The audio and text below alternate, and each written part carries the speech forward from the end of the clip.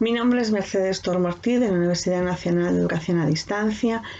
La ponencia que presento se titula Escuchar más allá de los oídos, Teresa de Cartagena. Antes de nada, agradecer la organización del Congreso, la oportunidad de presentar estas breves reflexiones y augurarles un gran éxito en la ejecución del mismo. Estoy segura de que así va a ser. Traemos a este Congreso la figura y obra de Teresa de Cartagena, una escritora del siglo XV, cuya discapacidad le permitió explotar otra manera de relacionarse con el mundo, en este caso a través de la mística.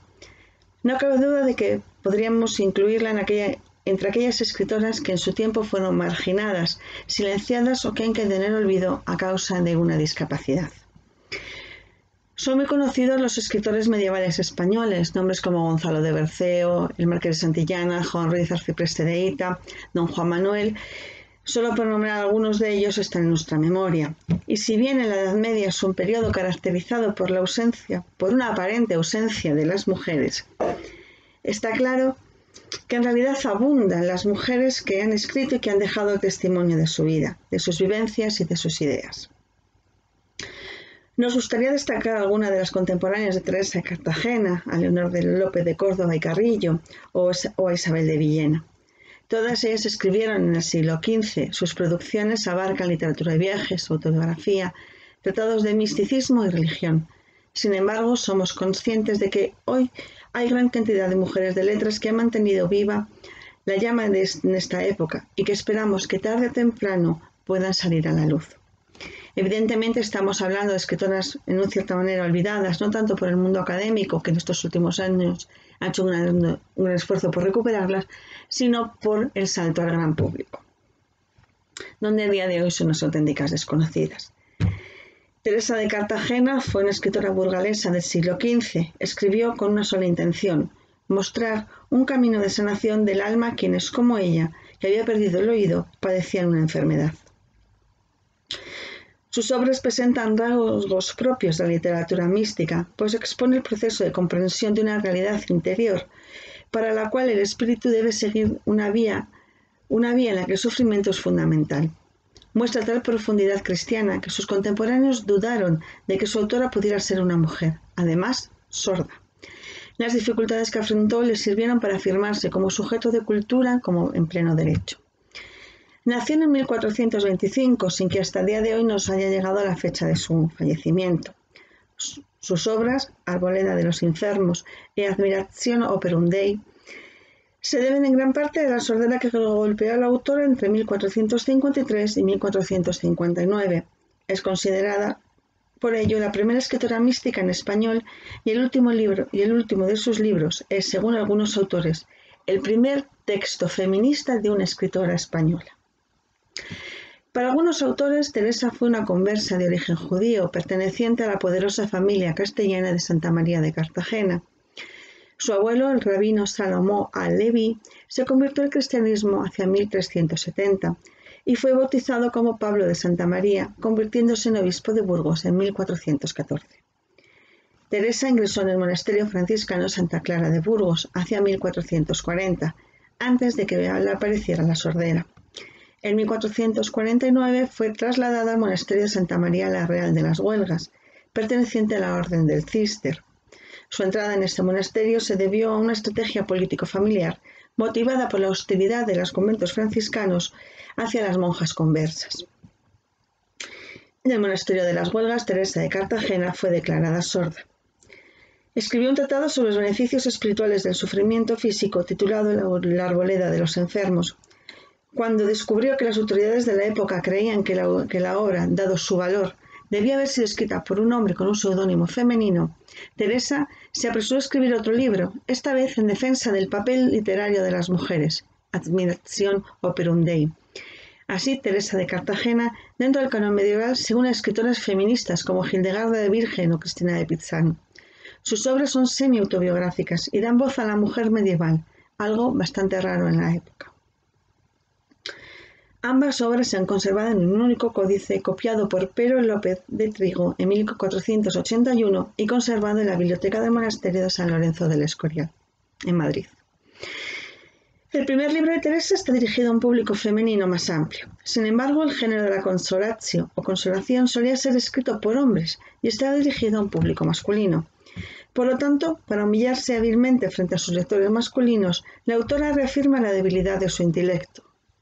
È come la baixeza e grosería de mi mujeril ingenio, a subir más alto no me consienta. Non è tanto me place ser estudiosa e inquirir o buscar gracias a elocuencia, cuanto deseosa de manifestar a los que saber lo quisieren, aquello que mi manifiesto parezca que a fin como yo lo conozcan todos, nos dice en esta obra. A pesar de esta estrategia, sus lectores aún rechazaron la obra de Teresa, acusándola de plagio, como se mencionó anteriormente, por lo que en respuesta a esta crítica compuso Admiración Operum Dei, argumentando que si Dios creó al hombre con el don de la escritura, también pudo haber creado a las mujeres con el mismo don.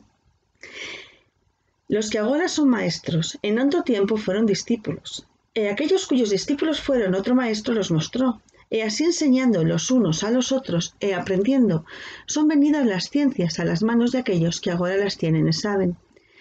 Pero si bien hace la pesquisa, falaremos que así la sabiduría como la industria gracia para la mostrar y aprender, todo desciende de una fuente, que el Señor de las ciencias, Dios solo es. Y continúa diciendo, pues la experiencia me facia cierta de Dios, de la verdad, sabe que yo no obré con otro maestro, ni me aconsejé con otro algún letrado, ni lo trasladé de libros, como algunas personas con maliciosa admiración suelen decir. Mas sola esta es la verdad, que Dios de la ciencia, Señor de las virtudes, Padre de las misericordias, Dios de toda consolación, el que nos consuela en toda tribulación nuestra, Él solo me consoló, Él solo me enseñó, Él solo me leyó.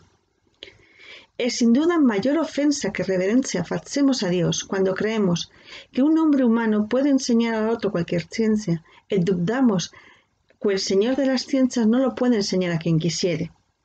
Pero lo que digo y quiero decir es esto, que la ciencia y la sabiduría que Dios enseña a cualquiera varón o hembra que con amor y reverencia y humildad viniera a su escuela es de tal edad calidad. Son palabras de la misma Teresa.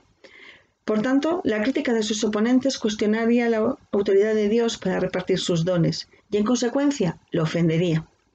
Para ilustrar este punto utiliza varias imágenes y referencias, por ejemplo, la historia bíblica de Judith, quien mató a Holofernes después de que todo un ejército de hombres no pudiera conseguirlo. Además, pone énfasis en las tareas domésticas de las mujeres. Según Teresa, la vida tranquila y espiritual de la casa, en oposición al mundo exterior combativo del hombre, constituyen un lugar de reflexión y crecimiento intelectual.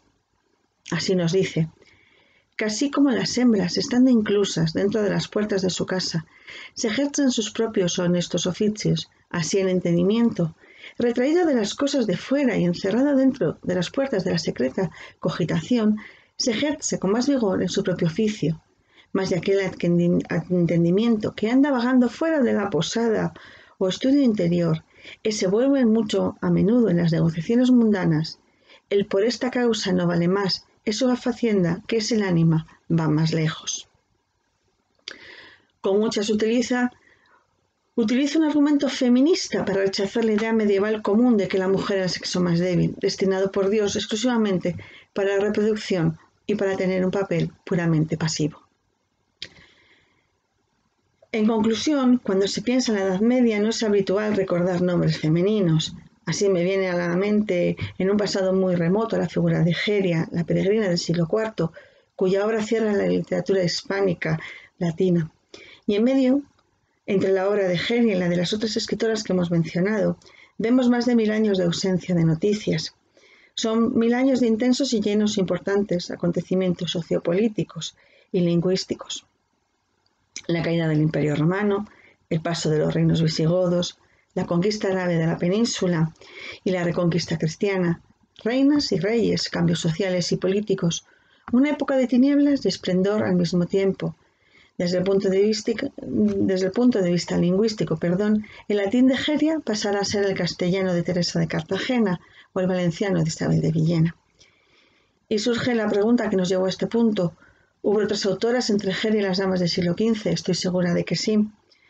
Estamos seguras de que los escriptoria estaban llenos de monjas que escribían en los conventos. Teresa es un ejemplo de ello. Y en los castillos. Leonor es otro ejemplo de ello. Las noches estaban animadas por trovadoras, como en el Occitán. Y por supuesto que las mujeres del pueblo creaban canciones y poemas.